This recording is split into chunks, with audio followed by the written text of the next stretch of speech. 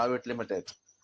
Budget buy supermart के इस रमजान के मौके पर बजट बाय लेकर आया है ऑफर्स का बाजार। अब हर साधारण आदमी भी सस्ते दामों पर खरीदारी कर सकेगा। सुबह 9 बजे से 10 बजे तक विशेष सेल में मिलेंगे शानदार डिस्काउंट्स। हर साल के हर महीने नए नए ऑफर्स। बजट बाय सुपरमार्ट ने आपके लिए तैयार किया है स्पेशल ऑफर। 20 ऐसे प्रोडक्ट्स पर एक खरीदो एक फ्री पाओ का ऑफर। इसके अलावा 150 अलग अलग प्रोडक्ट्स पर मिलेंगे 15 से 50% तक के भारी डिस्काउंट्स। अब कोई भी चाहे उसकी जेब हो छोटी या बड़ी, बजट बाय सुपरमार्ट में आसानी से खरीदारी कर सकता है। हर चीज पर मिलेंगे लाजवाब ऑफर्स, क्योंकि बजट बॉय की है खास सेल। पता बजट बॉय सुपरमार्ट, बेलोक कौसर हॉस्पिटल, अपना कॉर्नर पर बनी। आइए और खरीदारी का आनंद ले केवल बजट बॉय के सुपरमार्ट पर। Book and Brooke Bond Taj Mahal tea, food rice tomato ketchup 900 gram, बेस मालाबार पराठा 800 ग्राम, शक्कर, चना दाल, मसूर दाल, बादाम, काजू, शहद, हर क्वालिटी के चावल, आरएल हो या बासमती चावल, रवा पैकेट, मैदा पैकेट, कंपनी का गाय का घी, अंबारी चाट मसाला, सुहाना अंबारी मिर्ची और सुहाना कस्तूरी मेथी, हर कंपनी की चाय पत्तियां, हेलमेंस रियल मोइनोस 800 ग्राम, फूड राइट वेंचुअल चटनी, Pravin pickle mango jar, lion किमिया डेट्स 500 ग्राम, लायन केनो dates 500 gram, Rio premium dates 500 gram, खारिज लाल 500 ग्राम, किशमिश 250 ग्राम, अंजीर 500 ग्राम, रामा मनुका 250 gram, Rama black raisins 250 gram, कद्दू खीर, बाबा फूड 190 ग्राम, बाबा हरीश 500 ग्राम, रूह अफ़ज़ा शरबत 750 millilitre, cold drinks 2 litre 2.5 litre, Mapro products, मेकन प्रोडक्ट्स, मामार्थ, ऑल पॉल ब्रांड्स, फेक एक्स, बेला वीटा, रिया all perfumes, Parachute hair oil, coconut 500 gram, मैसलिन body lotion deep moisturize 400 millilitre, क्लोजल toothpaste, ever fresh red 150 gram और भी 2000 से ज्यादा प्रोडक्ट्स पर मिलेंगे शानदार ऑफर्स। अब हर व्यक्ति चाहे वो किसी भी वर्ग का हो, बजट बॉय सुपरमार्ट में आराम से खरीदारी कर सकता है। देर किस बात की, चलिए आकर बजट बॉय सुपरमार्ट पर शॉपिंग का मजा ले। पता फिर से एक बार, बजट बॉय सुपरमार्ट, बेलौर कौसर हॉस्पिटल, अपना कॉर्नर, सूबेदार नगर में सैयद फंक्शन हॉल स्थित है। और सैयद फंक्शन हॉल में जिस तरह से यहाँ पर आप तमाम हजरात के लिए और जिस तरह से सैयद फंक्शन हॉल में यहाँ पर शादी ब्याह के लिए, एंगेजमेंट के लिए, मीटिंग के लिए और उसी के साथ में यहाँ पर रोजा इफ्तारी के लिए भी बहुत माकूल इंतजाम किया गया है। सैयद फंक्शन हॉल सिर्फ नाम ही काफी है। सैयद फंक्शन हॉल में स्क्रीन पर जो नंबर दिया है, ये नंबर यहाँ पर बुकिंग के लिए दिया गया है। यूसुफ भाई इनका ये नंबर है और दोनों भी नंबर जो स्क्रीन पर बताए जा रहे हैं, ये दोनों भी नंबर सैयद फंक्शन हॉल के लिए बुकिंग के लिए है। अगर आपको किसी फंक्शन में जाना है तो ऐसी सूरत में सैयद फंक्शन हॉल में आप लोगों के लिए ठहरने का भी इंतजाम किया गया है। और सैयद फंक्शन हॉल सिर्फ नाम ही काफी है। सैयद फंक्शन हॉल परभनी शहर के सूबेदार नगर में स्थित है। सैयद फंक्शन हॉल जिस तरह से यहाँ पर फ्रेश होने के लिए भी इंतजाम किया गया है और आप अगर ठहरना चाहते हैं, लॉज से बेहतर अगर आपको कहीं इंतजाम है तो सैयद फंक्शन हॉल में ये पूरा इंतजाम आप तमाम हजरात के लिए किया गया है। स्क्रीन पर जो नंबर दिया गया है, इस नंबर पर आप कांटेक्ट कर सकते हैं। आपको अगर शादी के लिए, एंगेजमेंट के लिए, चिल्ले के लिए अगर आपको सैयद फंक्शन हॉल चाहिए तो स्क्रीन पर यूसुफ भाई के नंबर दिए गए हैं और जिन नंबरों को हमने स्क्रीन पर लगाया है, इस नंबर पर आप कांटेक्ट कर सकते हैं सैयद फंक्शन हॉल में बुकिंग के लिए। और सैयद फंक्शन हॉल हमेशा आपकी सेवा में उपलब्ध है। Abdul Wahab function hall booking यहाँ पर शुरू है। शादी ब्याह और उसी के साथ में छिल्ला छट्टी और साथ ही यहाँ पर किसी भी तरह के प्रोग्राम, रस्म, एंगेजमेंट के लिए आपके लिए अब्दुल वहाब फंक्शन हॉल में मूलभूत सुविधा अवेलेबल है। अब अब्दुल वहाब फंक्शन हॉल परभनी शहर के कवड़गांव रेलवे गेट से नीचे यहाँ पर जिस तरह से अलीबाग नगर के करीब ही यहाँ पर ये फंक्शन हॉल अवेलेबल है। और अब्दुल वहाब फंक्शन हॉल जिस तरह से यहाँ पर मूलभूत सुविधा अवेलेबल है, लेडीज के लिए यहाँ पर अलग से हॉल, सेपरेट हॉल, जेंट्स के लिए सेपरेट हॉल, उसी के साथ में बच्चों के खेलने के लिए सामने गार्डन और स्पेशली पार्किंग के लिए माकूल जगह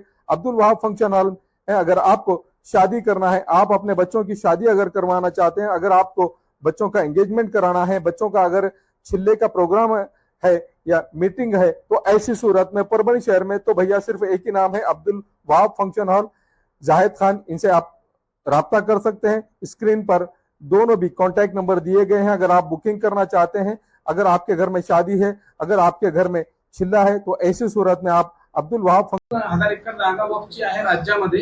तर शासन जे निर्णय घेईल की बाबा आम्हाला इथं बांधकाम करायचं आहे, वक्फ बोर्डाची काही गरज नाही, परवानगीची गरज नाहीये, असं चालेल का? नाही, असं नाही चालणार ना. तुम्ही असंही म्हणतात, असंही चालणार नाही.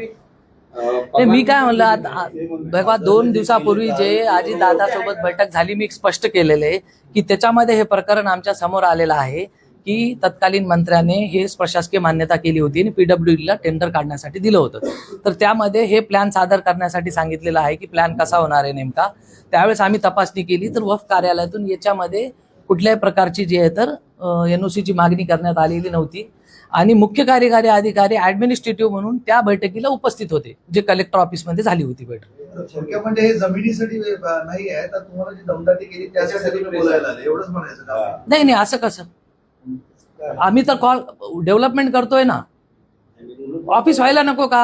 आपण सांगा. वेगळा विषय झाला. हा. परवानगीच नाही, तुम्ही दिलेलं नाही, ठीक आहे ना, ते तपासू ना आम्ही. त्याच्यामध्ये जर चुकीचे काही झाले तर वक्फ ऍक्ट प्रमाणे आम्ही 100% कारवाई करणार. तुमच्या दलीलचं पण ऑब्जेक्शन नाही, ते म्हणतात कार्यालय करा, पण तुम्ही दुसऱ्या जागेत करा ना. तिथं स्टेडियम ठीक आहे ना, या ना म्हणून चर्चा करायला, चर्चेतून मार्ग काढू ना आपण. मग काम थांबवणार आहे तुम्ही? एक मिनिट राहून विषय घे. काम थांबवणार आहे तुम्ही आता? ठीक आहे ना, आम्ही हे तपासणी करून तोपर्यंत काम थांबेल ते. कारण ते पीडब्ल्यूडीचं आहे, त्यांना आम्ही आदेश देऊ शकत नाही, पण आम्ही शासनाकडे आमचा प्रस्ताव सादर करू. मुंबईचे पण मुसाफिर खाण्याचा एक विषय आहे.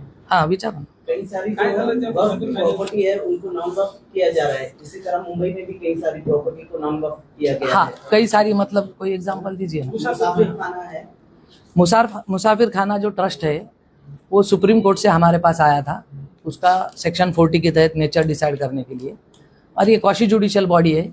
उसने हमारे उसमें जो भी फाइंडिंग्स थे, जो सुप्रीम कोर्ट ने हमको क्राइटेरिया फ्रेम करके दिया था चेक करने के लिए, वो हमने चेक किया और हमारा डिसीजन दिया है. और जो भी सेक्शन 40 के अंदर ऑर्डर होती है उसको वक्फ ट्रिब्यूनल में अपील करने के लिए उसको अपॉर्चुनिटी है. इसी तरह नथानी बिल्डर्स का जो मामला है, साबरीमाला ट्रस्ट में नथानी बिल्डर्स ने डेवलपमेंट किया है, तो क्या उस पर आप कार्रवाई करेंगे? मुंबई के अंदर 2009 से लेके 13 तक जो है, चलेगा हिंदी या मराठी बोलूं? चलेगा ना.